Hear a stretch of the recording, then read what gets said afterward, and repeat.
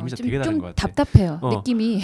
우리는 꼰대라는 말을 들으면은 우리가 뭐 나이가 어리다는 이유로 한 5번째. 우리 얘기 좀 하게 아니, 해줘요. 먼저 하세요. 우리가 대신 다음은 접니다. 오케이. 다음은 저예요. 우리가 당분간 꼰대라는 밥은 좀.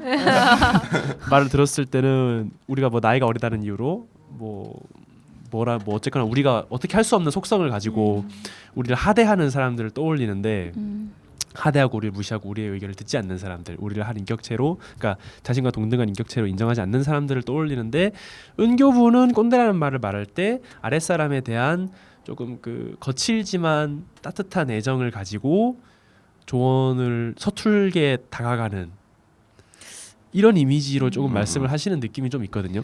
약간 은교님은 교수님이어서 그 위치에 있기 때문에 그렇지. 그게 이제 의식이 되는 것 같아요. 그리고 어떤 부모님이기도 하잖아요, 지금.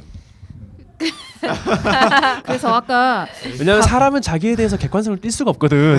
밥이 자꾸 부모님과 본인의 관계를 얘기할 때 조금 찔리셨나요? 왜 아니 찔리는 게 아니라 네. 왜 부모의 마음을 저렇게도 1도 모를까?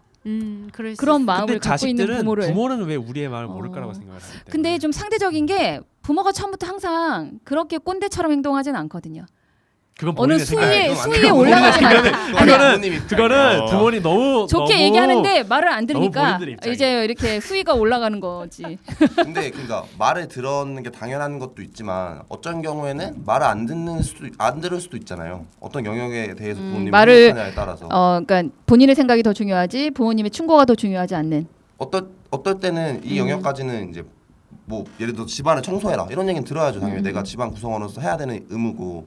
근데 어떤 건 안 들어도 아니 뭐 학교 관계나 교우 관계 이런 거는 부모가 그 맥락을 완전히 파악할 수가 불가능하단 말이야. 아무리 애가 설명을 잘해도 물론 설명을 하고 싶지도 않을 것 같기도 하고 솔직히 내 친구를 왜 부모한테 설명을 해줘요.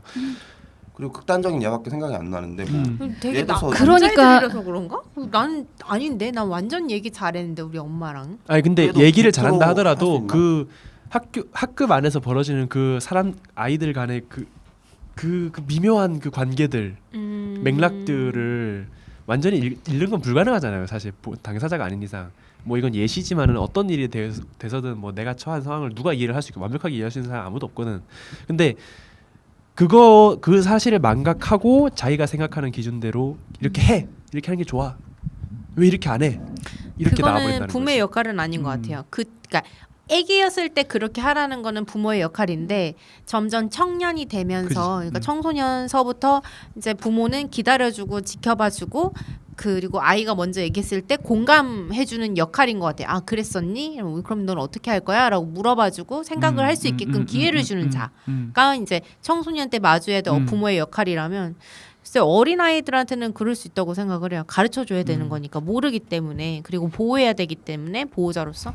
근데 글쎄 학교에서 만나는 어른들이라던가 사회생활에서 만나는 어른들 역시도 사실 목적이 공유가 된다면 그 사람이 왜 나한테 이렇게 얘기했을지 조금이라도 한 번만 더 생각을 하면 이해가 되긴 되더라고요.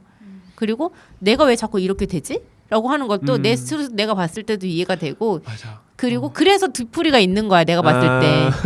여기 행사가 딱 끝나고 일이 딱 끝나고 나서 모여가지고 아 우리 요번에 이렇게 했는데 좀 그땐 그랬었지 이러고서 이제 서로 얘기하고 근데 그 자리마저 어떻게 얘기하면 나는 이제 꼰대의 마침표가 될 수 있느냐 아니면 아 꼰대가 아니었구나라고 이제 신표가 될 수 있느냐 그 둘 중에 하나인 것 같아요.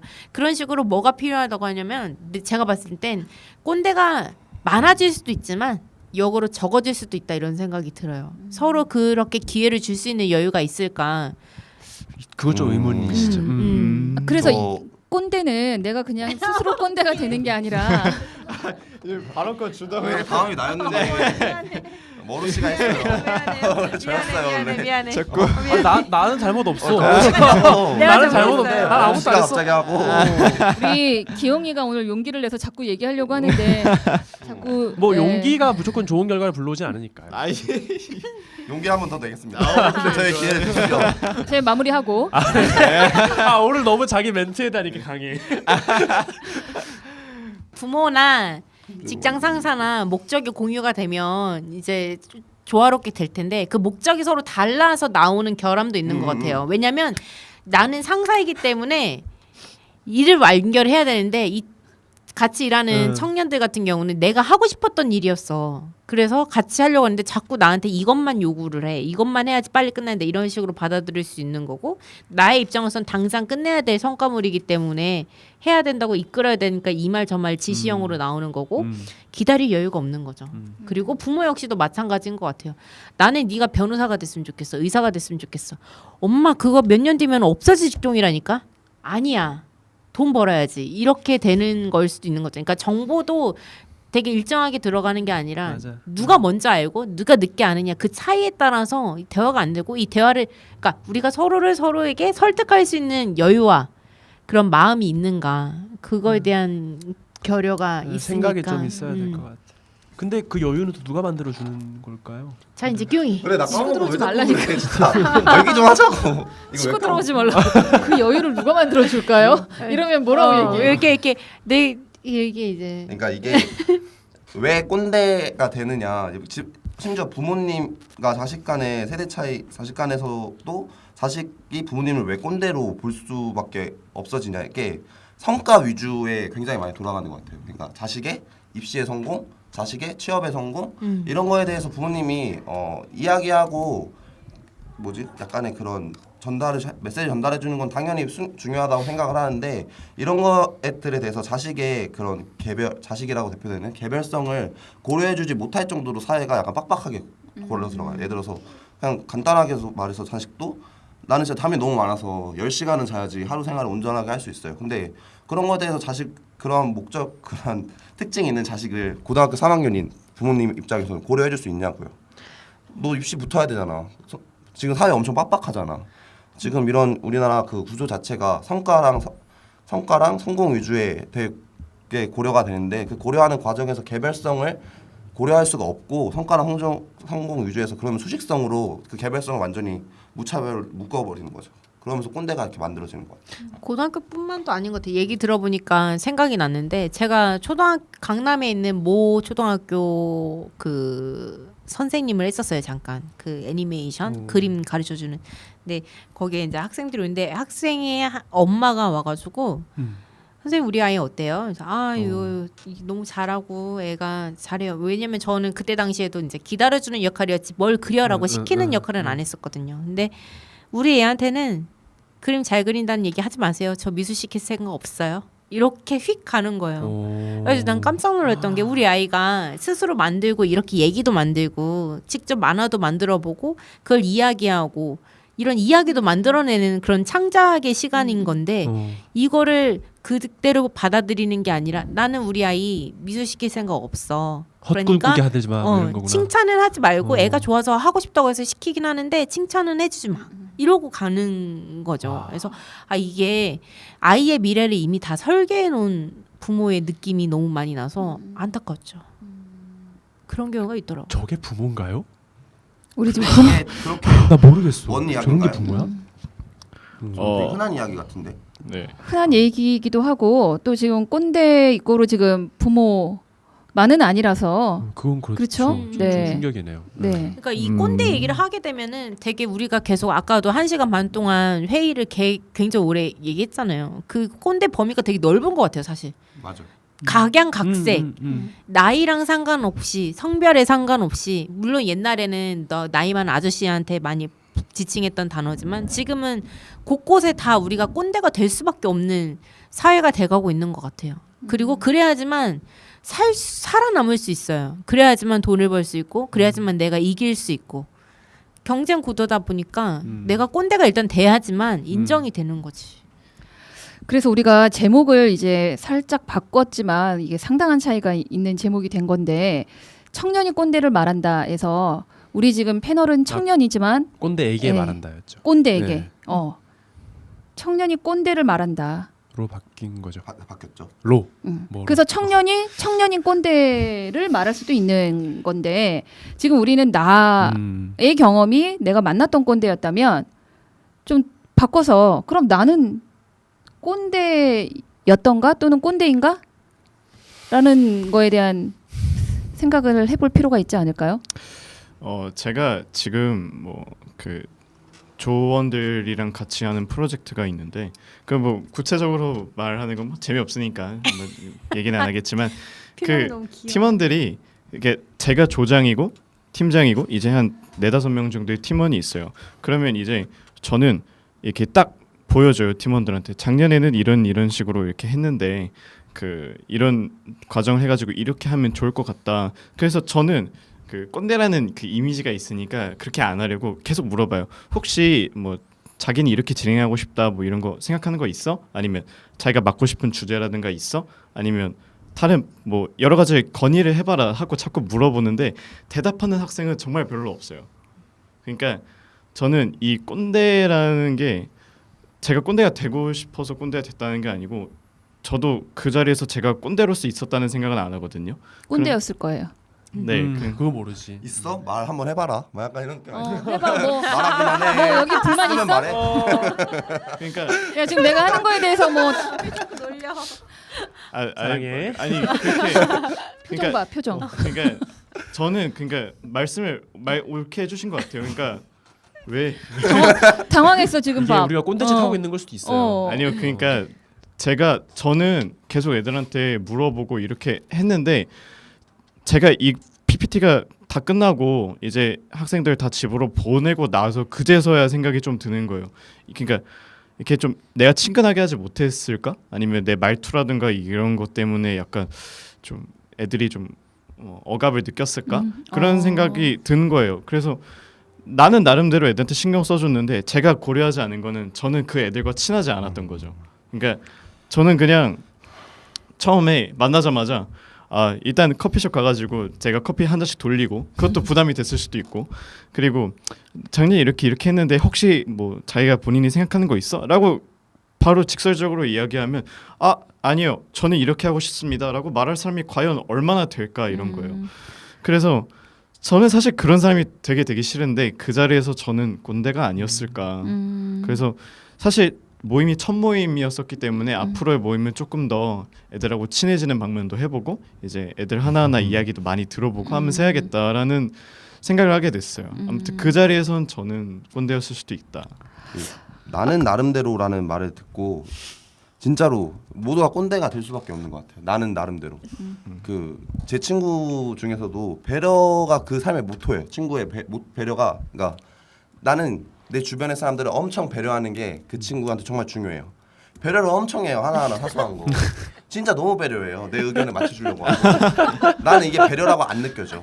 그럼 얼마나 불편해요. 얘는 좀 재미없을까? 그 뭐 하나 할 때 의견을 제가 물어봐요. 뭐 먹으러 갈래? 간단한 거 하나 하는데 영가 너가 하고 싶은 거 뭐 이렇게 생각해서 해. 난 간단한 건 너도 생각을 하고 해야 돼. 그러니까 이게 그 사람한테는 나름대로 배려고 나에 대한 배려지만 그게 배려라고 안 느껴지거든요. 그래서 아까 꼰대라는 거에 대해서 정의가 모두가 다르지만 아까 더론님이 타인의 세상을 있음을 인정하는 거라고 했는데 사실은 어떤 경우에는 내가 그 사람의 세상을 이렇게 인정해줘야지라고 했지만 그 사람이 생각하는 자기 세상은 나 완전 그게 아닌데 완전 잘못하게 이해하고 잘못하게 행동을 해서 어떤 경우에는 또 내가 그 사람한테 꼰대라고도 인식받는 것 같아요. 우리 아까 이제 촬영하기 전에 그 약속한 시간이 있었잖아요. 근데 우리 여기서 막내인 밥이 제일 늦게 왔어요. 그때 우리 기용이가 했던 말 생각나나요?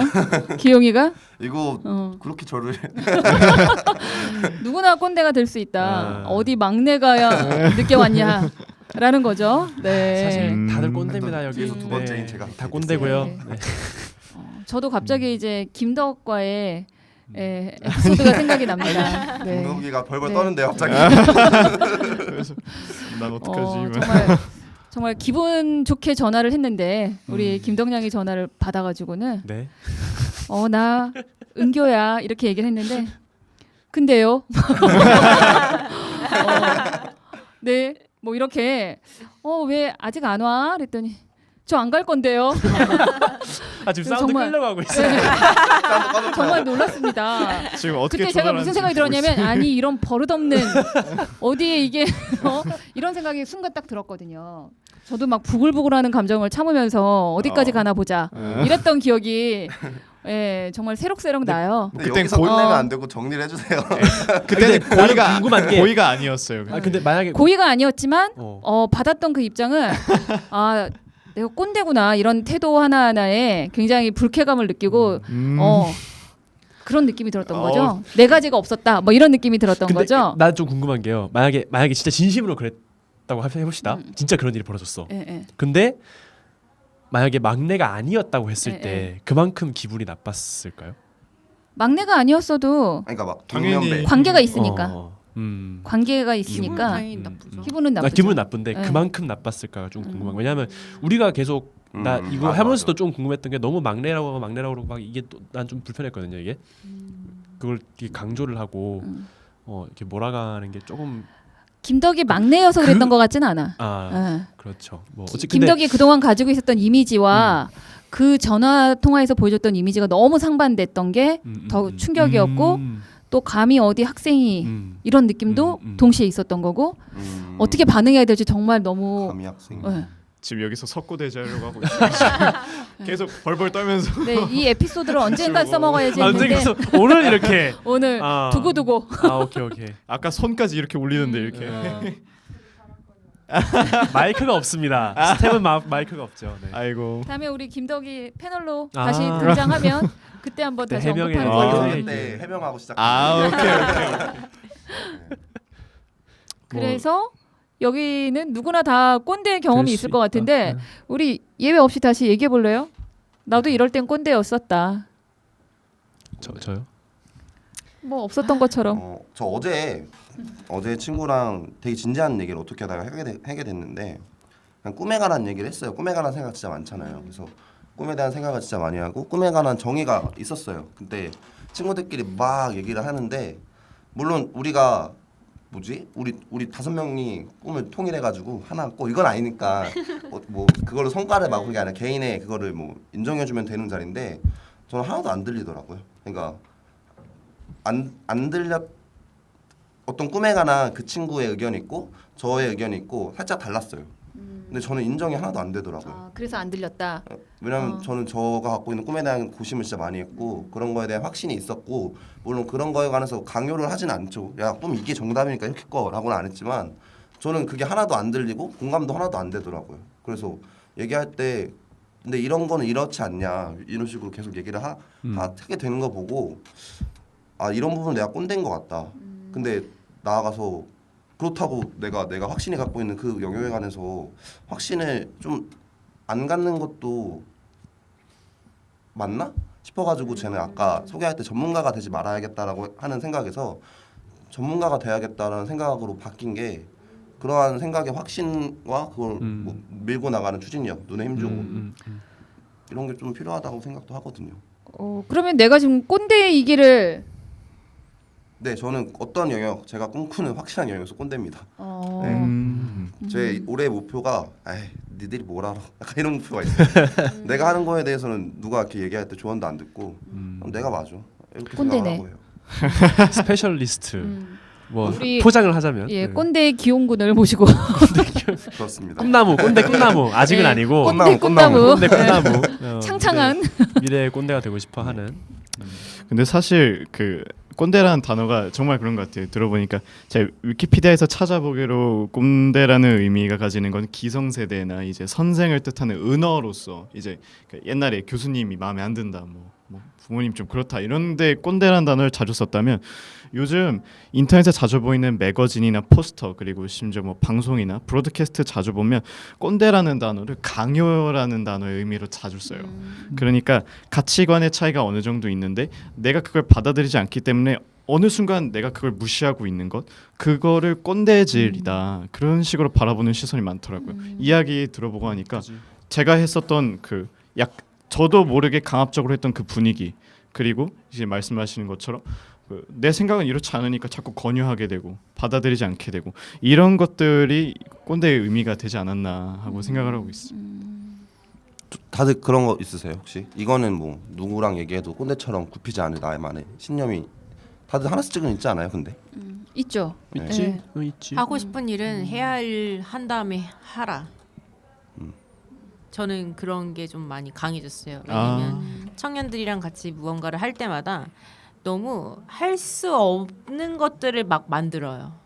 그러니까 이제 꿈을 일단 쫙 펼쳐놓는 거. 근데 그건 저는 굉장히 중요하다고 생각해요. 근데 이게 일로서 우리가 기획을 하고 만들어 나갈 때는 이게 이제 실천이 가능해야 되거든요. 왜냐면 모두가 같이 목표하고 있고 같이 하는 거기 때문에. 근데 그거에 대해서 약간 좀 나중엔 책임질 수 없는 수준까지 될 경우가 종종 있었어요. 그래서 그런 걸 봤을 때 정말 하고 싶은 거는 제가 정말 많이 얘기하는 거예요. 그거 부분이 아마 꼰대로 보일 것 같은데 너가 하고 싶은 일은